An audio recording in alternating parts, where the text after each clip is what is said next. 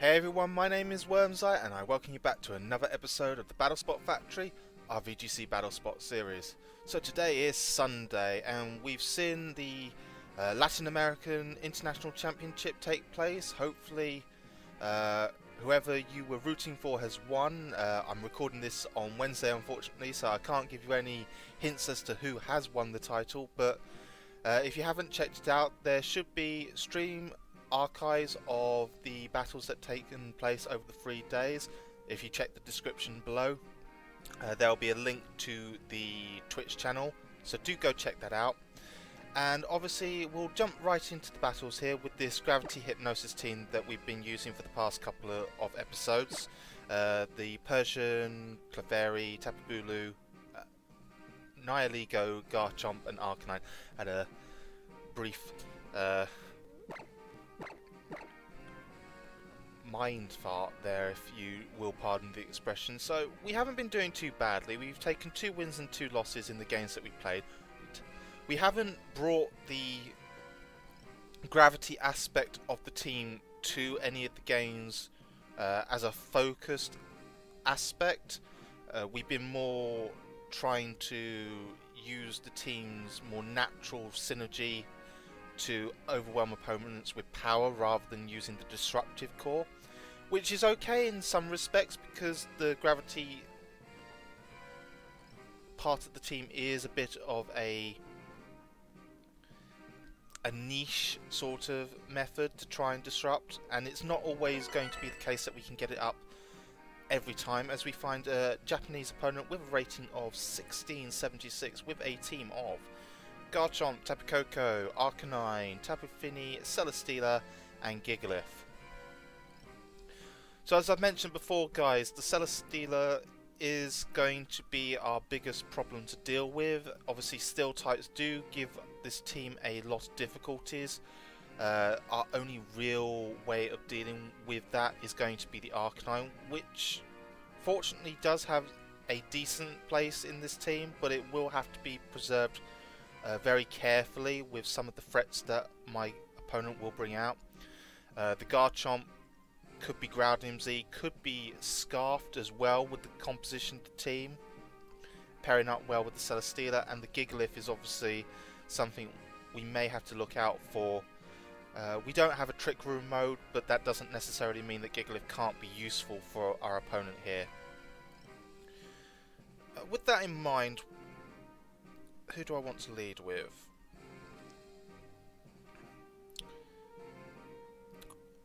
I do feel relatively safe leading with Persian and Nihilego here.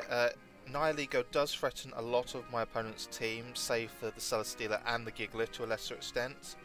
We've got to bring Arcanine here, as we have said before, and I believe we're going to need Tapu Bulu as well to deal with the Tapu Fini more appropriately. We could see the Gigalith as well, which could be something that we need to deal with.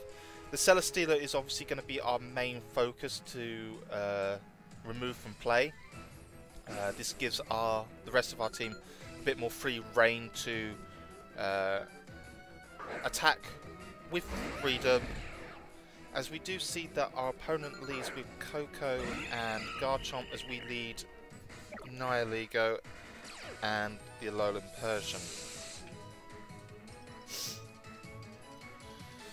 So we don't get a heck of a lot of information from this turn, unfortunately.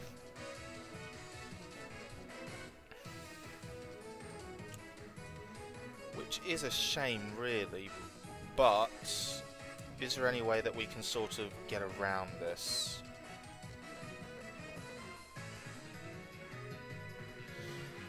I mean, if you're my opponent, if the Garchomp is scarfed, you'll just switch the Tapu Koko out into the Celesteela and Earthquake with Garchomp, and there's nothing really that will stop that.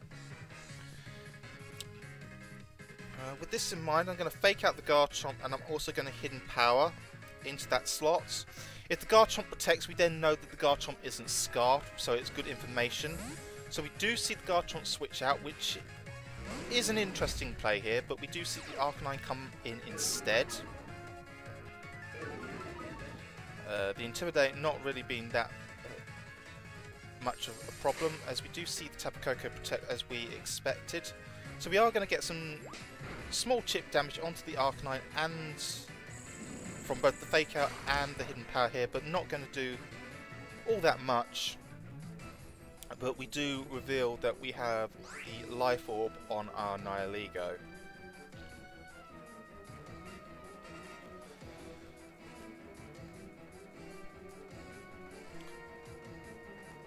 So we got some decent information here. Tapu Koko really won't want to stay in too much, and I imagine that it may switch out. Well, it could go for a Dazzling Gleam.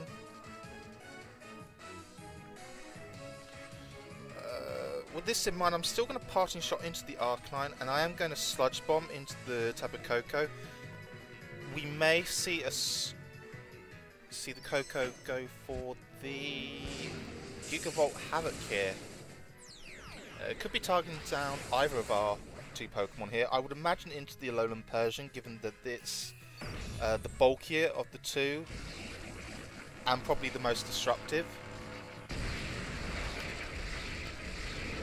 As we actually see Gigavolt Havoc go into the Nihilego here, surviving with just 13 HP, giving us an opportunity to get an attack off onto this Tapu Koko here.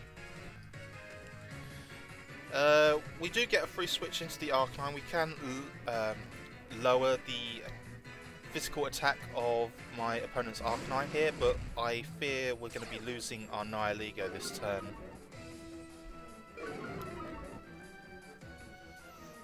We do get the Sludge Bomb off into the Tapu Koko, so that is one threat removed from play, which is going to be very useful for us. And if the Nihilego does survive, we also have the Beast Boost to take care of, but it's actually the Life Orb that will take us out here, so...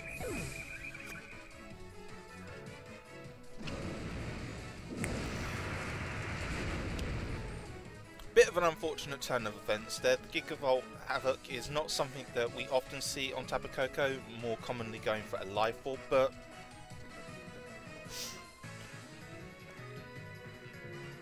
we'll deal with that as we come to it. So, we've either got Persian or Tapu Bulu in the back. We do know that my opponent is carrying Garchomp, who may be Scarfed.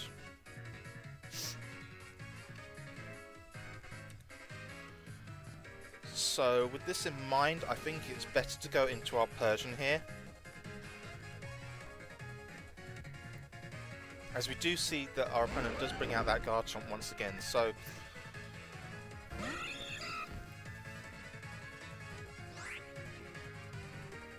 most likely, or telegraphing that it may be Scarfed.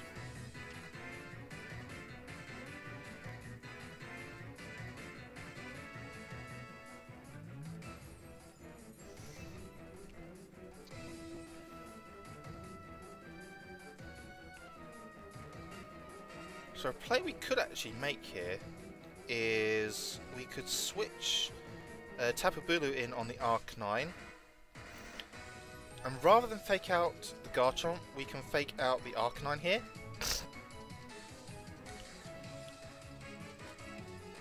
So we do see the switch out go from the Arcanine into our Tapu Bulu. If the Garchomp on our opponent's side Earthquakes, the grassy terrain will negate some of the possibilities that it has, but we do actually see it go for a Rock Slide instead. So sensible targeting there. But we do get some passive recovery with the grassy terrain as well as our opponent's Arcanine here. So we're still not 100% sure what this Garchomp has in terms of an item. We are somewhat banking on it being a Scarved Garchomp, which would make the most sense the way that our opponent has been playing this game. So if it's locked into Rock Slide, that's not a bad problem at all. If it's could be a slug-fest though.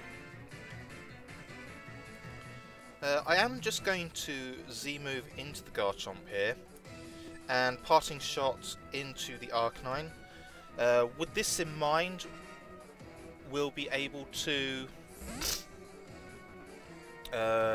get the Arcanine down to -2 attack, I believe, at this stage. And this way, what we would do is the Arcanine wouldn't be able to immediately threaten our Tapu Bulu with the Flare Blitz. It wouldn't do enough damage to it. But unfortunately, our opponent has seen through that. She switched in Celesteela for the Garchomp, so do get the feeling that that Garchomp is a Scarf set now. As we see, the Flare Blitz does less than half damage actually onto our Tapu Bulu, so good information there to know.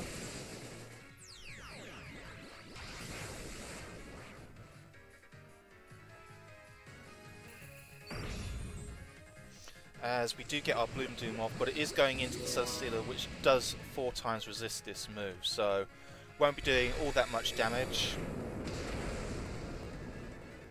Respectable given the circumstances, so any chip damage onto the Celesteela is going to be good in the long run, as we do also see that the Celesteela does in fact have the leftovers, so good information to note there.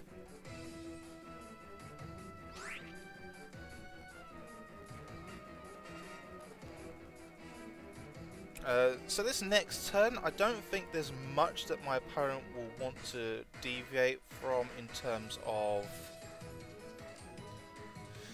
He could protect the Celesteela, fearing the Arcanine's Flare Blitz or even Flamethrower, as ours actually has. As to what the Arcanine is going to do, that is a completely different question.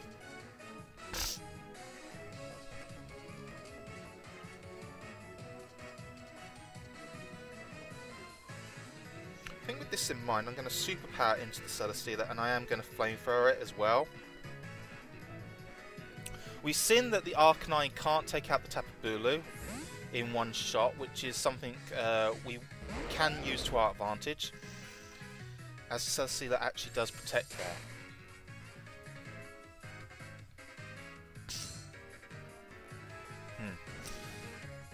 So a good switch by my opponent there. Bringing in the Garchomp.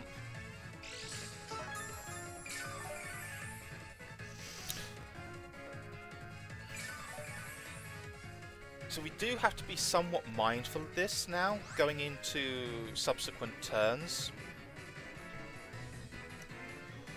So I'm going to switch out the Tapu Bulu here for my Persian. How many turns of Grassy Terrain are there? 2. So if we can get through the next couple of turns, we should be in a fairly decent position.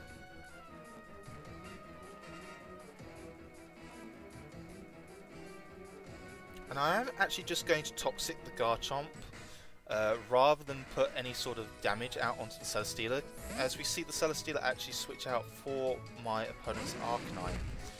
And this is probably the reason why here, because Arcanine won't be able to do too much damage with the Flamethrower onto my opponent's Arcanine. But the next turn we can threaten with Fake Out Pressure as a way of going forward.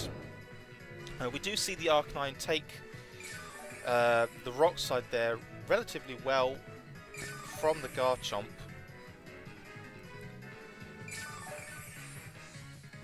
Did we actually flinch as well? Oh, dang. That wasn't in the script.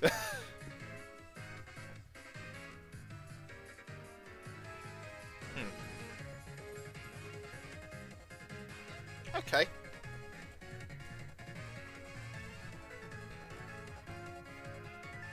Okay.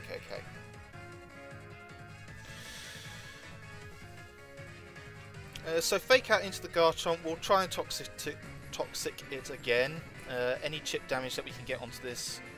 And as turns progress, we'll be able to get more and more damage up onto it. We will take Ruskin damage though as a result of using Fake Out onto the Garchomp. Our Toxic does now hit onto the Garchomp, so it will be taking residual damage each and every turn. As the Arcanine chooses to Flare Blitz into our Persian here. Respectable damage. Also getting the burn off, which is actually less than ideal because that will impact our ability to use Foul Play effectively. Those who don't know, Foul Play is a move that uses the attack stat of the opponent rather than the Pokemon that's actually using it, but it is impacted by status on the Pokemon that does use it, in this case Persian, and burn cuts the attack in half, so a little bit unfortunate there with that happening, but we can continue on. With this in mind, I'm going to Passing Shot into the Arcanine, and I am going to Hard Switch into the Tapu Bulu. We know that the Garchomp is locked into Rock Slide here, so we'll be getting an Intimidate off onto the Garchomp once again, so that will lower the impact of Rock Slide. But Persian, once again, avoiding the Rock Slide from the Garchomp, so proving very skillful in dodging. But we do get the Parting Shot onto the Arcanine, which is going to be crucial. So we can bring back in Arcanine now.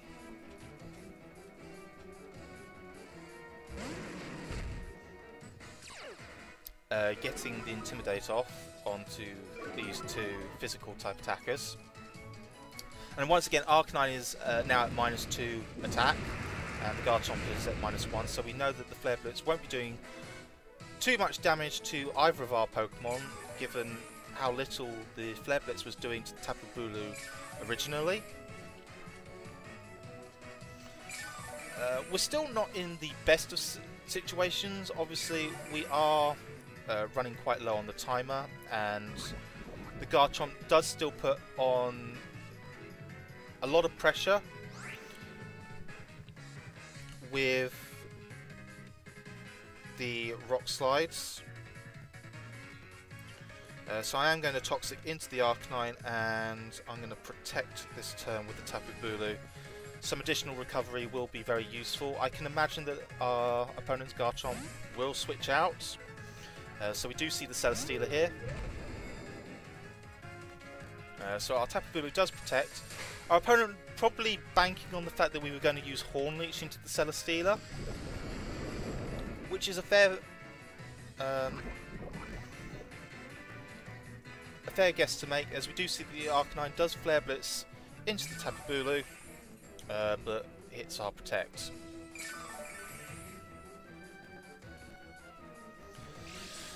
So we're now starting to get some decent damage off.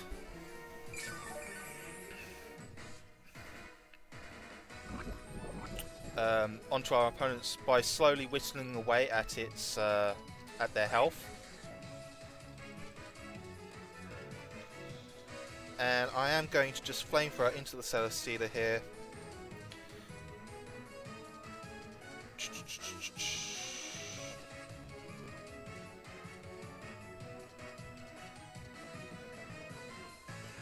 And I think I'm going to switch in the Persian here for my Tapu Bulu. Once again, I'm just cycling as best I can in this situation, as is my opponent, quite rightly. I imagine that the Celesteela will go for a heavy slam, therefore, into the Tapu Bulu slot, probably. But we do manage to get a Flamethrower off onto the Celesteela, so important damage being delivered to the Celesteela. Heavy slam into the Persian. Does unfortunately knock us out though, and it does give our Celesteela, our opponent's Celesteela, a Beast Boost in speed.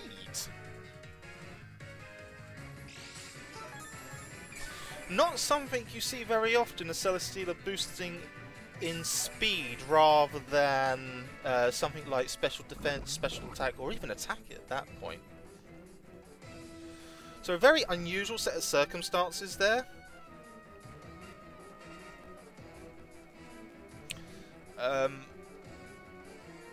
And it does put us in a bit of a precarious situation. Obviously, I was hoping that the Arcanine was going to Flare Blitz into my Alolan Persian before the Celesteela could Heavy Slam. Not going to be the case, unfortunately. So we will just Flamethrower into the Celesteela.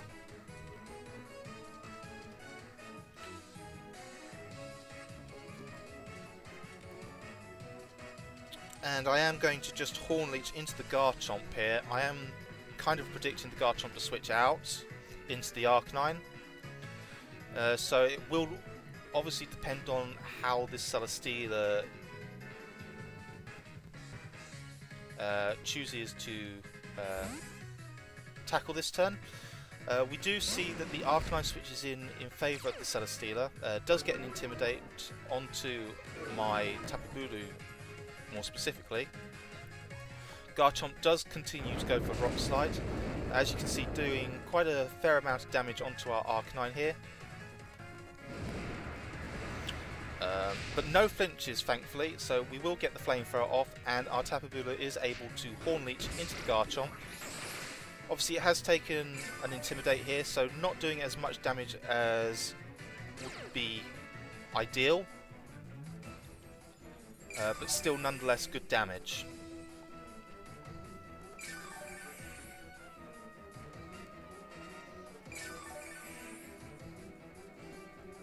As the grassy terrain does give us all small boosts to our HP. And as you can see, this game has been going on for quite some time.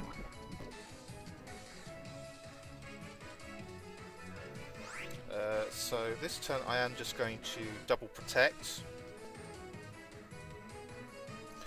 I want to get as much recovery back as possible and put both the Garchomp and potentially the Arcanine into some range of being KO'd by one of our two Pokemon.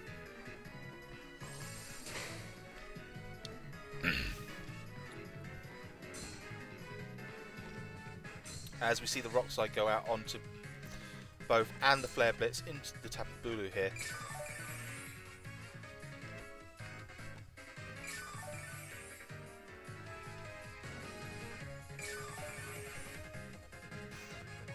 And those early Toxics are now starting to really take their toll on my opponents.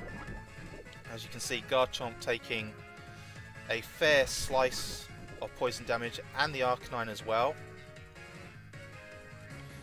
But we do lose the grassy terrain from the battlefield here.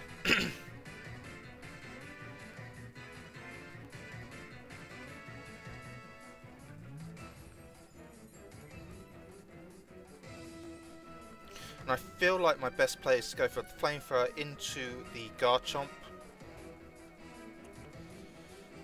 And try and go for a last ditch superpower onto the Arcanine here. As we see the Garchomp withdraw in favour of the Celesteela. Okay, I think I see what my opponent is trying to do. But we do manage to get the Flamethrower onto the Celesteela. We do actually get the knockout with a critical hit. Might have mattered, as the Arcanine does go for the Flare Blitz. Now we've seen how much this does at -2. Tapu Bulu unfortunately not able to survive from neutral. The Arcanine does take quite a fair bit of recoil, but it does manage to actually proc its Mego Berry, unfortunately.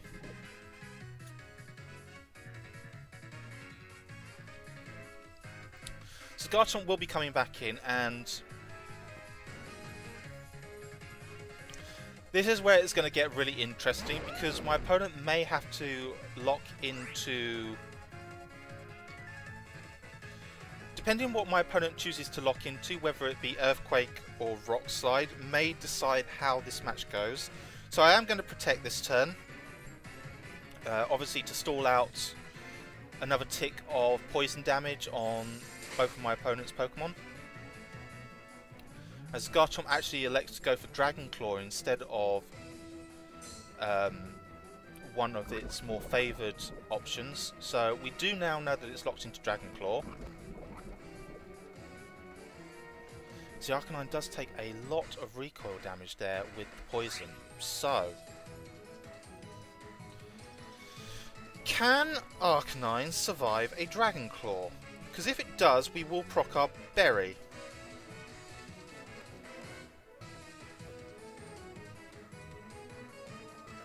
And I think that's what we're going to have to play for here. So the Garchomp does go for the Dragon Claw into the Arcanine. Will we survive? We do survive. We also get off our Super Berry, so I think we may have now got the win here. Locking into Dragon Claw was probably a bigger mistake. Our opponent should have probably gone for the Earthquake, as my opponent's Arcanine does go for the Wild Charge into the Arcanine, but not doing enough damage here. And the Poison knocks out the Garchomp. And I think we may just claw back a victory here from absolutely nowhere. So good game to my opponent there. It was a real tactical slugfest there. We managed to very early on start disrupting our opponent with the Alolan Persian, and we did kind of very early on learn that my opponent's Garchomp was a Scarf variant.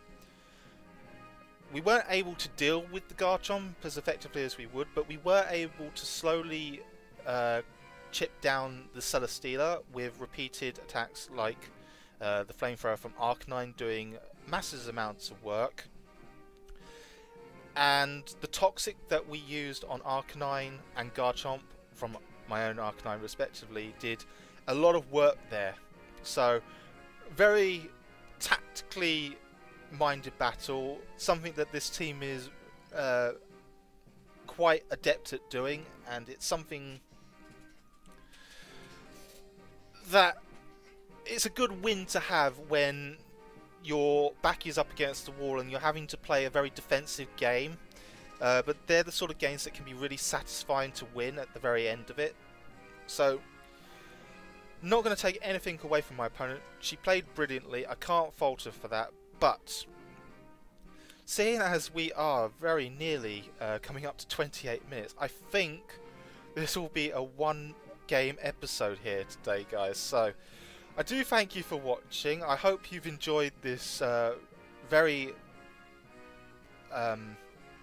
tactically astute battle. But if you would like to like, comment and subscribe down below, I would really appreciate it. Obviously, I've done some small tweaks to the audio levels, the microphone level that you can hear.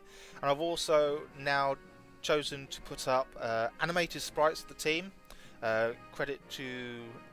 Credit will be given in the description for the animated sprites where they come from. So if you are interested in having a look at them, do go check them out. It's an amazing resource that they've got going. But until next time, I will see you then. Goodbye for now.